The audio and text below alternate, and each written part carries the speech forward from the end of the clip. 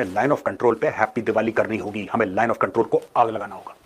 पाकिस्तान का ऐसा हलवा बनाएंगे लाइन ऑफ कंट्रोल पे, इनको पता नहीं लगेगा सर मिसाइल कहां से गई कहां से आई। गौरी मिसाइल का पहला टेस्ट हुआ था और उसकी 3000 किलोमीटर रेंज थी, मद्रास को मार करने वाली।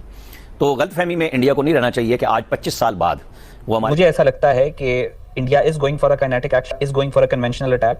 अगर वो कन्वेंशनल अटैक उन्होंने ना करना हो तो पिछले 3 साल से वो कन्वेंशनल असला किस लिए ले रहे हैं? सद्दाम मुशाहिद हुसैन सैयद का ये कहना है कि भारतीय फौज और खुफिया एजेंसी मासी में भी ऐसे ऑपरेशन करते रहे हैं। ये सब कश्मीर और बैरूनी ममालिक में भारतीय गैर इंडियन मीडिया ने अपनी अदालत लगाई और इंतहाई बेशर्मी के साथ पाकिस्तान को इस वाक़े का जिम्मेदार ठहरा दिया। मैं बात करना चाहता हूँ मेजर गौरव आर्या ने वजीर आजम नरेंद्र मोदी को एडवाइस किया है कि पाकिस्तान पे हमला कर दे। दिस इज द क्रक्स, ये है वो बात। और उन्होंने क्या जो कुछ हो रहा है उसमें कहीं ना कहीं जो हमने यहाँ पर हाफिज सईद और मसूद अजहर और कई दूसरे लोग पाले, और उनका ना सिर्फ ये कि पाले बल्कि उनको हर तरह की जो है प्रोटेक्शन दी हमने कि पाकिस्तान को ऐसी सजा मिलनी चाहिए, ऐसी सजा मिलनी चाहिए कि पाकिस्तान 10 बार सोचे।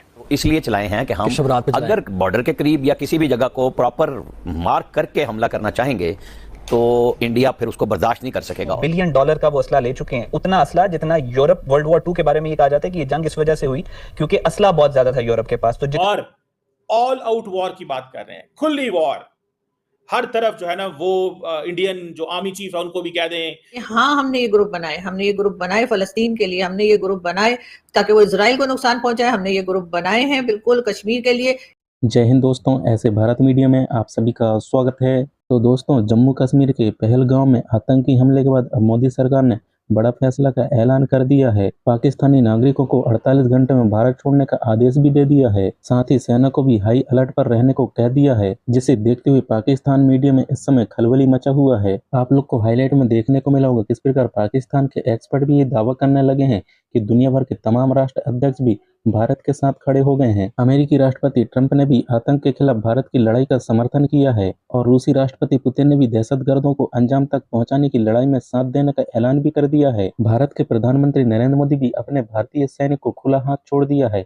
जहां भी दिखे आतंकी उन्हें वहीं पे ठोक दो, उन्हीं की भाषा में उन्हीं को जवाब दो। और बॉर्डर में भारतीय सैनिक को हाई अलर्ट में कर दिया है, जिसके वजह से पाकिस्तान मीडिया में इस समय खलबली मचा हुआ है, जिसे देखते हुए पाकिस्तान के एक्सपर्ट भी अब बोलना चालू कर दिए हैं पीओके पर मोदी सरकार की तरफ से कोई भी बड़ा ऑर्डर आ सकता है। दोस्तों, आप लोग को वीडियो के हाईलाइट में देखने को मिला होगा इस प्रकार मेजर गौरव आर्य ने भी पाकिस्तान को जमकर धोया है और मोदी जी को कह दिया है कि पाकिस्तान पर जल्दी हमला करो, जिसे देखकर अब पाकिस्तानियों की पतलून गीला होना चालू हो गया है और पाकिस्तानियों को 48 घंटे का अल्टीमेट भी दे दिया है। इस समय पाकिस्तान में और पाकिस्तान मीडिया में भी डर का माहौल नजर आ रहा है। दरअसल दोस्तों, पहलगाम में हुए आतंकी हमले में 26 लोग का मौत हुआ है।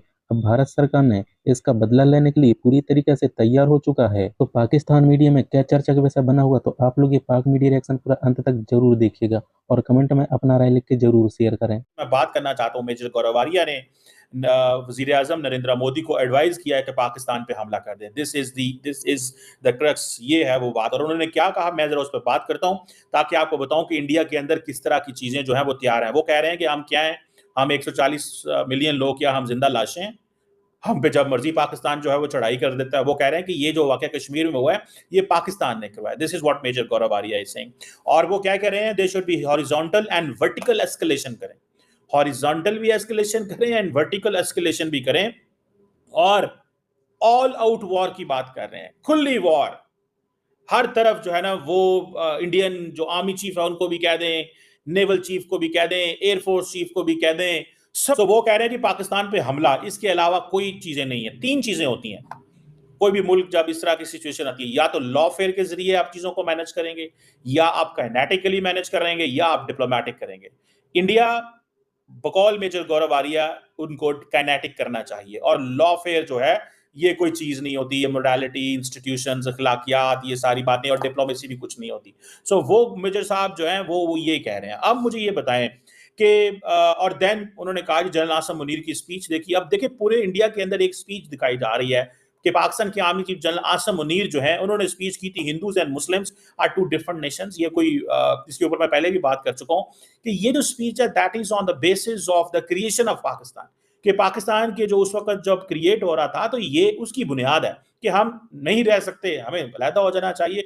लेकिन वो कह रहे हैं कि हम सपोर्ट करेंगे अपने जो कश्मीरी भाई हैं उनकी हीरोइक स्ट्रगल जो है उस हवाले से। वो कह रहे हैं कि देखिए ये तो सीधा सीधा कह रहे हैं कि भारत के ऊपर हमला किया जाए। सो जो मेजर साहब हैं उन्होंने ये जो बातें की हैं ये थोड़ी सी इसको समझने की जरूरत है। अब वो कह रहे हैं जी कि भारत का कोई फ्यूचर नहीं है या what will be India's future अगर हम ये नहीं हमला करते। वो कहते हैं अगर पाकिस्तान पे हमला नहीं करते तो आप इसी तरह अपने बंदे मरवाते रहेंगे ये साथ, लेकिन इन केस वो हमला कर देते हैं तो क्या होगा? क्या पाकिस्तान रिस्पॉन्ड नहीं कर सकता? ये सवाल तो है ना, मैं उस पर भी बात करूंगा। पाकिस्तान क्या करेगा, क्या कर सकता है in case of an escalation? मैं आपको बताने लगा हूं वो क्या, मैंने आई हैव फाउंड दैट वो सोल्यूशन भी है कि पाकिस्तान क्या करेगा। मेजर साहब ने तो ये बात कर दी है ना कि जनाब ये होना ही होना है और हमें करना चाहिए, और नरेंद्र मोदी साहब अगर आप ये नहीं करते तो this is not going to be something very good. So अब वो क्या कह रहे हैं, हमने बालाकोट में जो टारगेट किया था पाकिस्तान की आर्मी को बुरा भला कहते हैं, जारी बात है ही इज एन इंडियन फौजी, तो जारी बात है पाकिस्तान की आर्मी को बुरा भला कह रहे हैं। वो कहते हैं जी पाकिस्तान की आर्मी कुछ जो है ना उसको हमला करें, आप ये जो जिहादी जमातें हैं इनको क्यों हमला करते हैं? Why are you attacking them? उनको करना ही नहीं चाहिए, फौज पे करें। लेकिन द क्वेश्चन इज अगर आप फौज पे करेंगे तो फौज तो रिस्पॉन्ड करेगी, फिर इंडिया क्या करेगा? सो मेजर साहब की बातों के दो मतलब है, एक तो वो है कि या तो वो अवाम को कह रहे हैं कि भाईजान इस एंगल से सोचें, दूसरा उनको पता है कि ये इंडियन फौज ने नहीं करना। Why will इंडियन फौज अटैक? या क्यों इंडियन नरेंद्र मोदी ऐलान करेंगे? देखिए अगर वो ऐलान करते हैं तो पाकिस्तान के जो what are the tools in the arsenal, कौन इंटरनेशनल कम्युनिटी बोल पड़ेगी? क्या इंटरनेशनल कम्युनिटी नहीं बोलेगी? बोलेगी, 100% बोलेगी, बात करेगी और कहेगी क्यों कर रहे हो? ये ऐसी चीजें हो सकती हैं, उनसे पूछा जा सकता है। लेकिन अगर वो इस तरह करते हैं कि वो आजाद कश्मीर के अंदर, हो सकता है पॉसिबिलिटी है वो आजाद कश्मीर के अंदर कोई स्ट्राइक कर दें, वो कहें जी यहाँ पे जो है वो उनके हैं क्या उसको बोलते हैं जहादियों के जो नेटवर्क हैं। फॉर एग्जांपल नरेंद्र मोदी जो की जो पर्सपेक्टिव जाता है वो फौज पे तो हमला करने वाला नहीं देगा, बिकॉज अगर फौज पे हमला किया जाता है पाकिस्तान की तो then obviously everything will unleash. फौज पे कौन हमला होने देगा पाकिस्तान के अंदर? लास्ट टाइम जब आपको याद है कि इंडिया ने बालाकोट पे हमला किया तो पाकिस्तान ने कुछ टारगेट्स लॉक किए थे।